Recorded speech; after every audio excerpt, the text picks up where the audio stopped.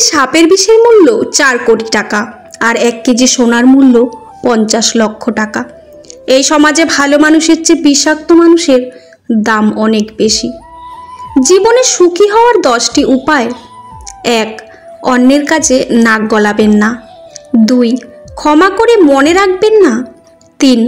স্বীকৃতির জন্য কামনা করবেন না। 4. হিংসাকে মাটি চাপা দিন। 5. নিজেকে বদলান। 6. যা থেকে পরিত্রাণ পাবেন না তা সহ্য করে নিন। 7. সাধ্যাতীত কাজ এড়িয়ে চলুন। 8. সৃষ্টিকর্তাকে স্মরণ করুন। 9. মনকে শূন্য রাখবেন না। 10. অতীত নিয়ে ভাববেন না। জৈনিক মূর্খ চিকিৎসক ভুল চিকিৎসা করে মৃত্যুর বাজার গরম করে ফেলেছিল। এ সত্ত্বেও সে নিজেকে ইবেন সিনা, লোকমান হেকিম ও প্ল্যাটো মনে করত, আর ওই শহরের একজন অভিজ্ঞ নামকরা হেকিম ছিলেন। বয়সের দরুন তার চোখের দৃষ্টি ঝাপসা হয়ে গিয়েছিল। ইতিমধ্যে সে দেশের বাদশাহর ছেলে খুব কঠিন রোগে একেবারে শয্যাশায়ী হয়ে পড়ল। বাদশাহ সেই নামকরা অভিজ্ঞ ডাক্তারকে দরবারে ডাকলেন। সে রোগীর অবস্থা শুনে বলল, এর একমাত্র ঔষধ মোহরান চূর্ণ, অর্থাৎ কিছু চিনি ও দারচিনি একসাথে মিশ্রণ করে সেবন করতে হবে। মোহরান চূর্ণটি আমি বাদশাহী দাওয়ারখানায় একটি তালাবদ্ধ রৌপের কৌটায় সংরক্ষিত রেখেছি। আমি চোখে ভালো দেখতে পাই না, তা না হলে ঠিকঠাক বের করে আনতে পারতাম।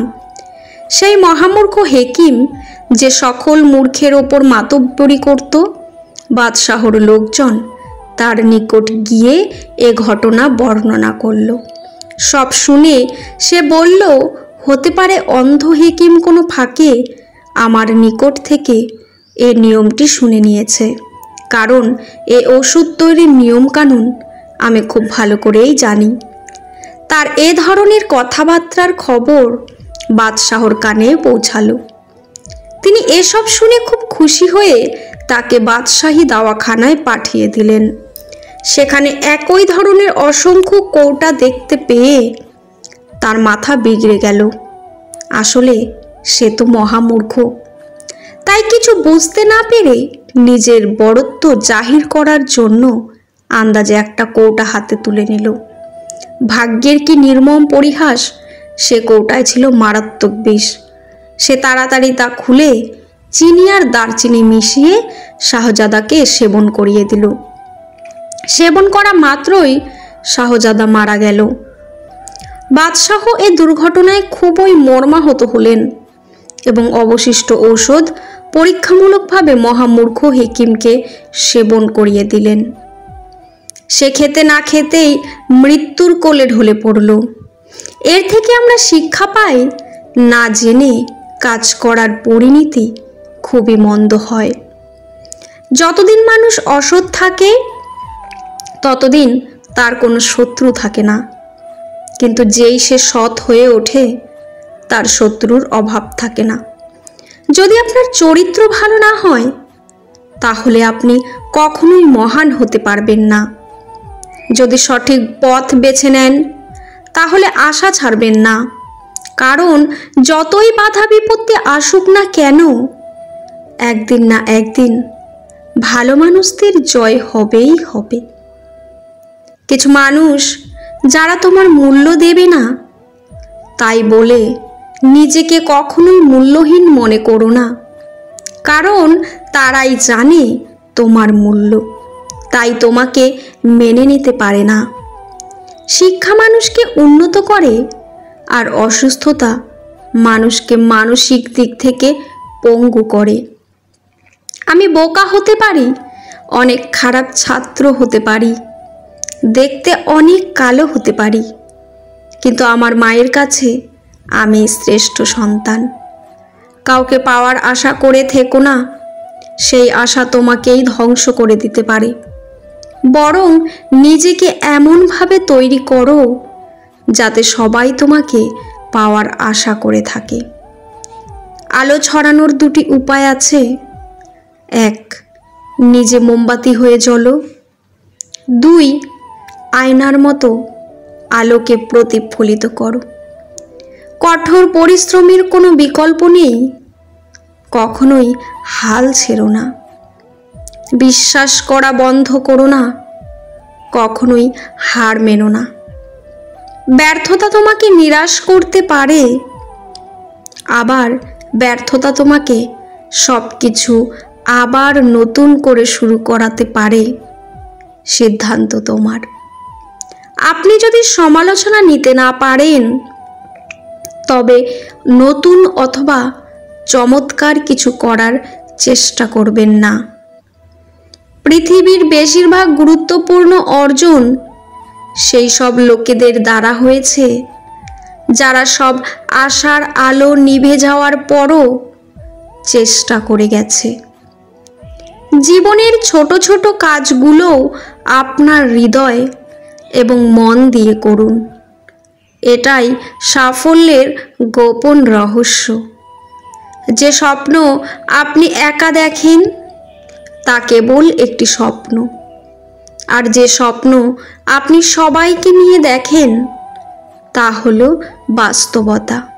মানুষের জীবনে 20 বছর পর্যন্ত ইচ্ছার রাজত্ব চলে, 30 বছর পর্যন্ত চলে বুদ্ধির রাজত্ব, এবং 40 বছর বয়সে চলে বিচার বিবেচনার রাজত্ব।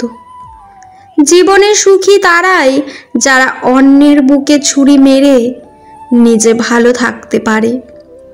নিজেকে উন্নত করার জন্য এত ব্যস্ত থাকো যে অন্যের সমালোচনা করার সময় না পাও।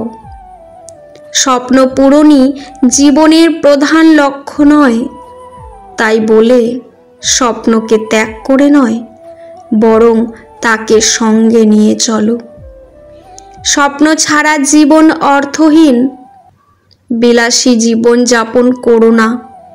কষ্ট সহিষ্ণু হও, কারণ বিলাসিতা বেশি দিন স্থায়ী হয় না।